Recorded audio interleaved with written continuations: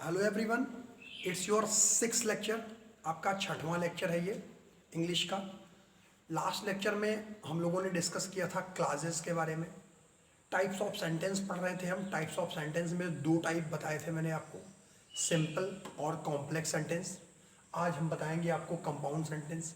बीच में हमने complex sentence में क्लासेस के बारे में भी डिस्कस किया था, क्योंकि सेंटेंसेस के बीच में जो और पोर्शन आता है उसको डिस्कस करते हैं हम। और आज भी हम क्लास के बारे में भी थोड़ा सा डिस्कस करेंगे। और थर्ड हमारा आज टॉपिक होगा कंपाउंड सेंटेंस। कंपाउंड सेंटेंस यानी कि मिश्रित वाक्य। कंपाउंड सेंटेंस क्या होता है? अब आप बताएंगे कि मिश्रित वाक्य, अगर आप सोचिए मिश्रित वाक्य क्या होता है, यानी कि जिसमें एक प्रिंसिपल क्लास हो, एक कोई प्रिंसिपल क्लास हो, लेकिन जिस वाक्य में एक प्रिंसिपल क्लास हो और एक या एक से अधिक कोऑर्डिनेट क्लास हो, तो उसे कंपाउंड सेंटेंस कहते हैं। यानी कि प्रिंसिपल क्लास यानी प्रधान उपवाक्य, independent clause, main clause. Principal clause को इंडिपेंडेंट क्लास भी कहते हैं, मेन क्लास भी कहते हैं, हिंदी में प्रधान उपवाक्य। ये क्या होता है? ये ऑलवेज किसी भी सेंटेंस के स्टार्टिंग में आता है, हमेशा यह सदैव वाक्य के प्रारंभ में आता है, इसीलिए इसको हम प्रिंसिपल क्लास या प्रधान वाक्य कहते हैं। और यह जोड़े जाने वाले शब्द से प्रारंभ नहीं होता। जोड़े जाने वाले शब्द मतलब जो वर्ड्स दो सेंटेंस को ऐड करें। जैसे कि ये एग्जांपल हमारा है, you are both dull and lazy. जोड़े जाने वाले डल और लेजी, ये दोनों को एंड ये जोड़ रहा है, तो ऐसे वर्ड से ये स्टार्ट नहीं होता है प्रिंसिपल क्लास। ये ऑलवेज स्टार्टिंग में ही आएगा। अब देखिए कोऑर्डिनेट क्लास क्या होता है? आश्रित उपवाक्य। जैसा कि नाम से इसके लग रहा है, आश्रित उपवाक्य मतलब जो किसी के ऊपर आश्रित हो, डिपेंडेंट हो। जो क्लास हमेशा प्रिंसिपल क्लास या अन्य क्लास के बाद आता हो। प्रिंसिपल क्लास या कोई भी क्लास हो उसके बाद आता हो, या उसकी बराबरी करने की कोशिश करता हो। टोटली आप कह सकते हो कि ये प्रिंसिपल क्लास पे डिपेंडेंट होता है। जो कोऑर्डिनेट क्लास होता है वो आश्रित होता है प्रिंसिपल क्लास के ऊपर, तो उसे कोऑर्डिनेट क्लास कहते हैं। ठीक है।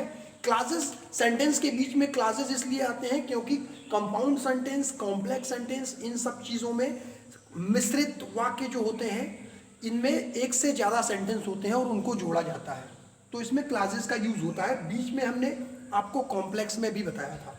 अब आप देखिए rules formation of compound class, मतलब कि कैसे हम कंपाउंड क्लास का यूज करते हैं। अब कंपाउंड क्लास बनाने के लिए हम कंजंक्शन का प्रयोग करते हैं। कंजंक्शन का प्रयोग करते हैं। कंजंक्शन वर्ड्स जैसे and, but, or, therefore, whereas, still, for, however, hence, either or, both, and, not only but also, neither nor, since, otherwise, et cetera. ये जितने भी कंजंक्शन वर्ड है इन्हीं को हम यूज करेंगे कंपाउंड क्लास के लिए। आप एक चीज ये देखिएगा कि कंजंक्शन वर्ड कंपाउंड क्लास को बनाने के लिए क्यों होता है? क्योंकि इसमें एक से ज्यादा सेंटेंसेस होते हैं। क्लियर होगा जब आप एग्जांपल देखेंगे। फर्स्ट एग्जांपल हमारा है वर्क हार्ड और यू विल फेल।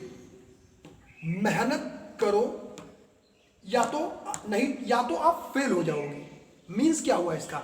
इसमें दो वर्ड हैं, अगर आप ध्यान देंगे। वर्क हार्ड मतलब परिश्रम करो। वर्क हार्ड का सिंपल मतलब हुआ कि परिश्रम करो, और यू विल फेल, यहां पे ये और कंजंक्शन जो है ये कंपाउंड क्लास का वर्क कर रहा है। सेकंड देखते हैं, ही केम हियर, वो यहां आया, एंड बिगैन टू राइट, और लिखना शुरू किया।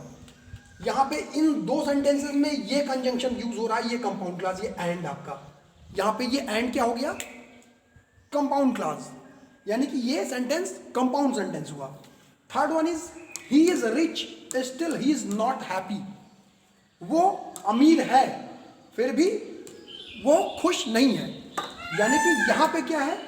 Still, this word, this still conjunction is working like compound class. यहां पे ये जो स्टिल वर्ड है, स्टिल कंजंक्शन जो है वो क्या कर रहा है? कंपाउंड क्लास का। ये सेंटेंस क्या हो गया? कंपाउंड सेंटेंस हो गया। और ये क्लास क्या हो गया? कंपाउंड क्लास हो गया। he is rich, still he is not happy. Now next one is he tried his best but could not succeed. उसने अपनी पूरी कोशिश की लेकिन वो सफल नहीं हो सका, वो सफल नहीं हो सका। यानी कि यहाँ पे ये जो बट है, ये जो बट्स कंजंक्शन का यूज हम कर रहे हैं, ये यहाँ पे कंपाउंड क्लास का काम कर रहा है।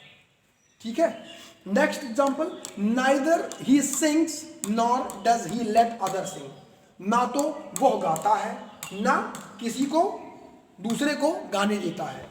यहाँ पे ये नाइदर नॉर, ये एक कंजंक्शन है, ऑलवेज मैंने बताया था आपको, ये कंजंक्शन ही यहाँ पे कंपाउंड क्लास का वर्क कर रहा है। नेक्स्ट एग्जांपल एक और देखते हैं, Varsha as well as your sister was guilty. Varsha या फिर उसकी बहन वाज गिल्टी यानी कि अपराधी है। यहाँ पे ये एज वेल एज जो कंजंक्शन है यही कंपाउंड क्लास का वर्क कर रहा है। यहाँ पे मैंने आपको बताया था फॉर्मेशन में कि ये कंजंक्शन जितने भी हैं आपको, ये कंजंक्शन ही कंपाउंड क्लास का काम करते हैं। और जहाँ पे ये कंजंक्शन आपको दिखेंगे यानी कि वो सेंटेंस कंपाउंड सेंटेंस है। और कंपाउंड सेंटेंस में सबसे मेन चीज जो होती है, प्रिंसिपल क्लास जो होता है वो एक ही होगा और कोऑर्डिनेट क्लास एक भी हो सकता है, एक से ज्यादा भी हो सकता है। ये ध्यान दीजिएगा, प्रिंसिपल क्लास जो होता है कोई भी सेंटेंस इसी से स्टार्ट होता है और ये सिंगल होता है। कोऑर्डिनेट क्लास जो होता है उसको डिपेंडेंट क्लास भी कहते हैं या आश्रित उपवाक्य। वो क्या होता है, प्रिंसिपल क्लास की या तो बराबरी करना चाहता है और या फिर उसके ऊपर डिपेंड रहता है। अर्थात क्या होता है कि ये पूरी तरीके से उस पर निर्भर रहता है, इसीलिए इसको आश्रित उपवाक्य कहते हैं। और फॉर्मेशन में ये एग्जांपल दिया गया, ऊपर भी आपको मैंने बताया, कम इन और गो आउट। दैट मीन्स अंदर आओ या बाहर जाओ। यहाँ पे देखिए दो, एक तरीके से कम इन एक छोटा सा सिंपल सेंटेंस है, गो आउट भी एक सिंपल सेंटेंस है। यहाँ पे हमने कंजंक्शन यूज किया और। ये और क्या है, यही और जो है आपका कंजंक्शन कंपाउंड क्लास का काम कर रहा है। She is poor still she is honest. She is poor, वो गरीब है, स्टिल सी इज ऑनेस्ट, फिर भी वो क्या है, ईमानदार है। ये स्टिल यहाँ पे क्या हो गया, इन्हीं कंपाउंड क्लास की वजह से ये सेंटेंसेस कंपाउंड सेंटेंस होते हैं। और आप ये ध्यान दीजिएगा, ये कंपाउंड क्लास जितने भी हैं ये कंजंक्शन है, कंजंक्शन है, आप इसको ध्यान दीजिएगा। You are both dull and lazy.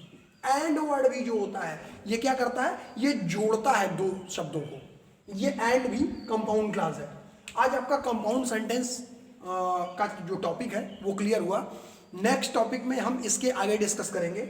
अगर कोई भी इशू होता है आप पहले तो डीपली ध्यान से देखिएगा सारे लेक्चर्स, क्योंकि ये 6 लेक्चर है और एक के ऊपर एक आप अगर देखेंगे, कोई भी इशू आता है तो आप कांटेक्ट कर सकते हैं या क्वेरी कर सकते हैं।